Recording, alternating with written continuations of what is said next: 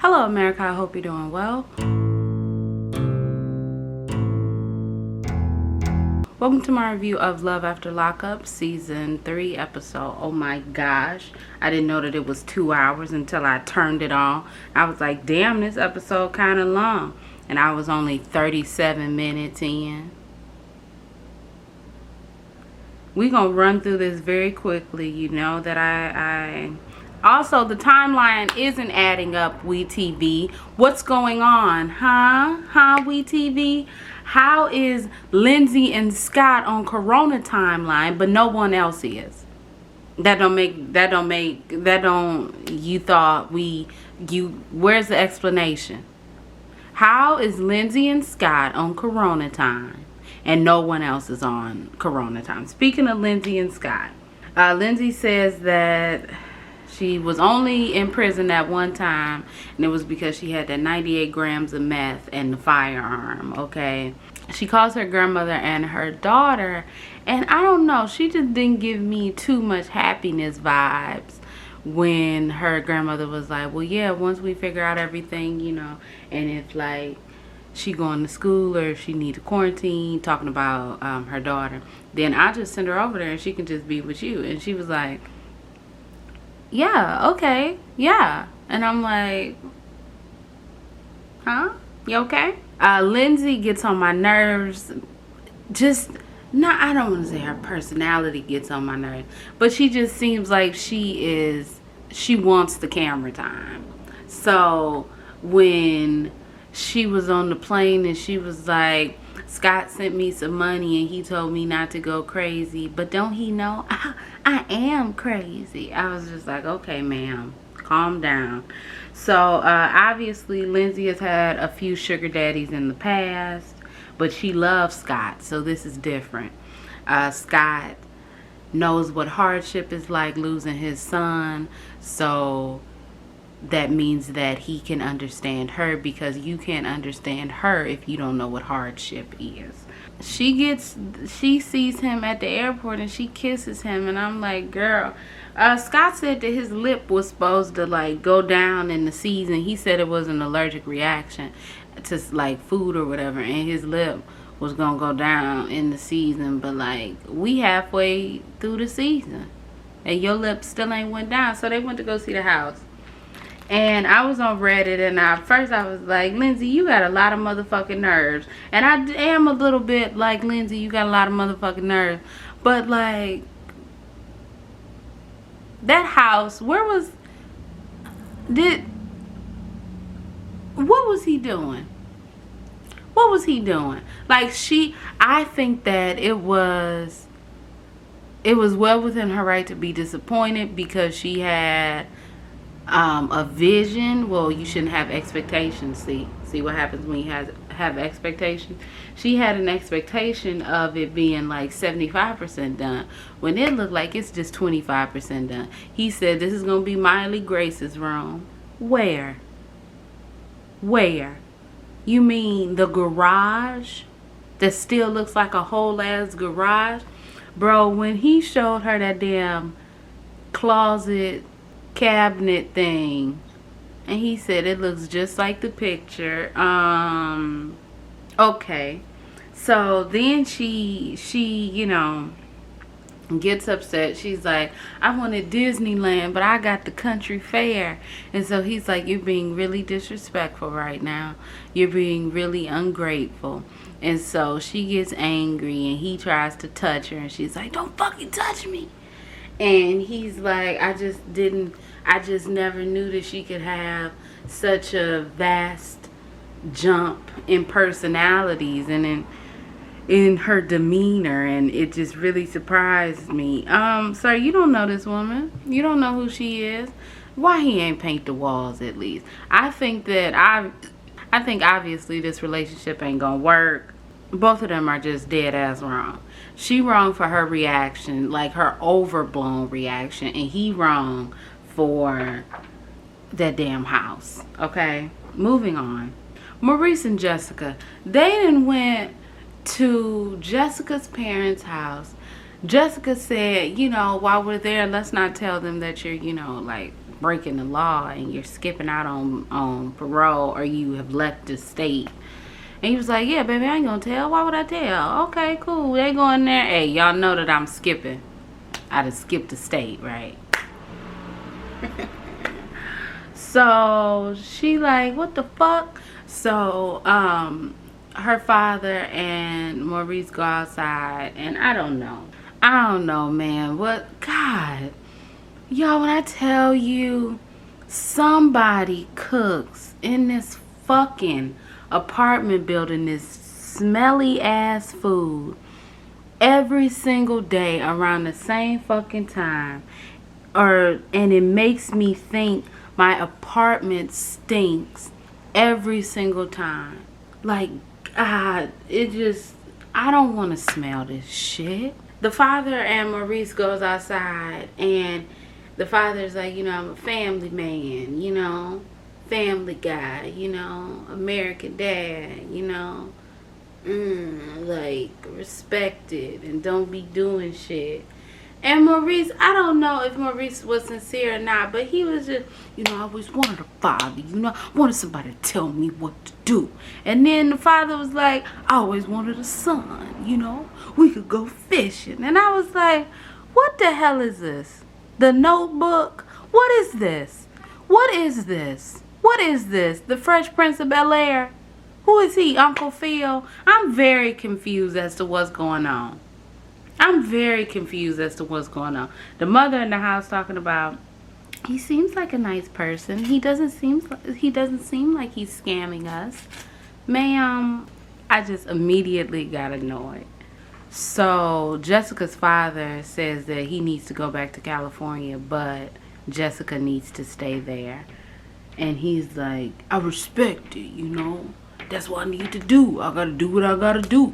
You cannot tell me that they drove all the way to Las Vegas, risked him going back to jail to be there for a day and a half, and have her father, that he calling his parents and shit. He didn't call him his parents. Where is his parents? That he calling his parents talking about, oh, I feel at home here. I feel home in my home, but I feel really at home here.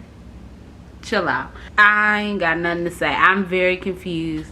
If Maurice is running game on them, then he's doing it not so flawlessly. But hey, if they like it, guess I love it. So John and Christiana, god damn it.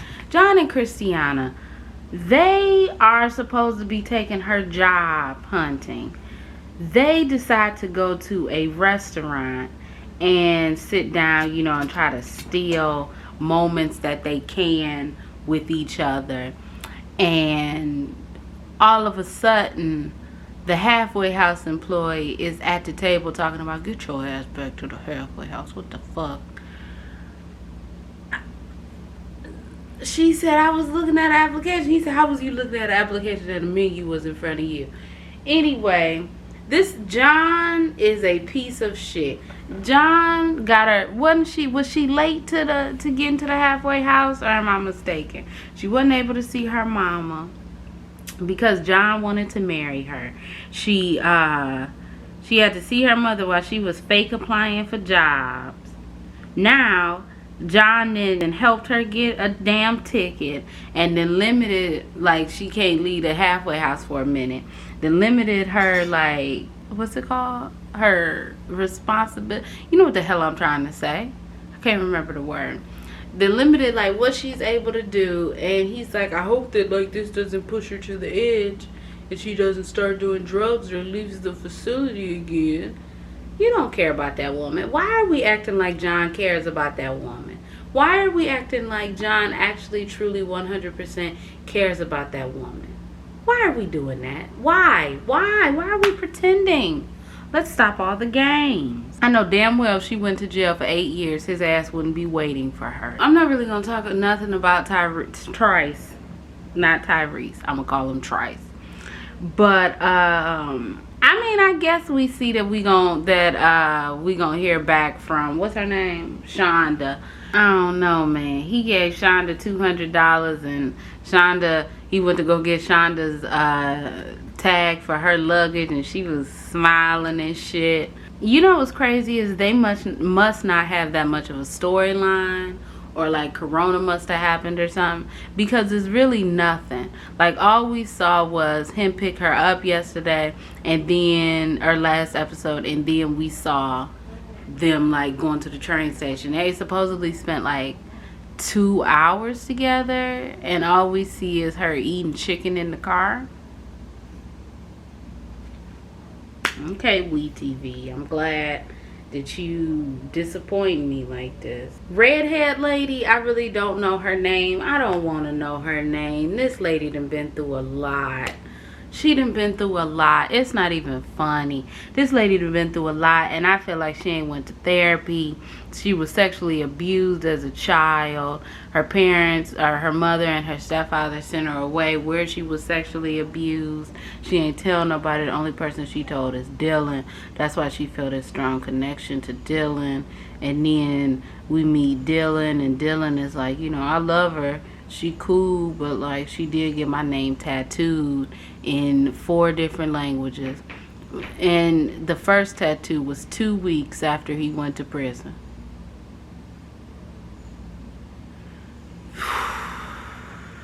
It went from, oh yeah, Heather's fucking crazy, to, is that her name, Heather? To, she needs therapy. And I don't.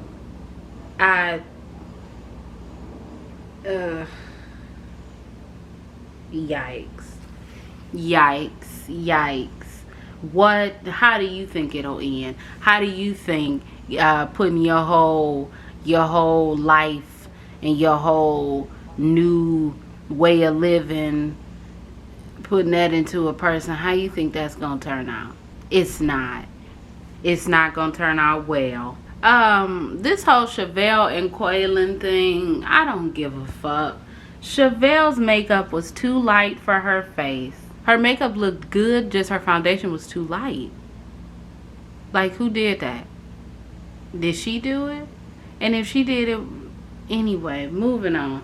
So she have her party, you know, for Quaylon, everybody there, everybody happy, everybody chilling.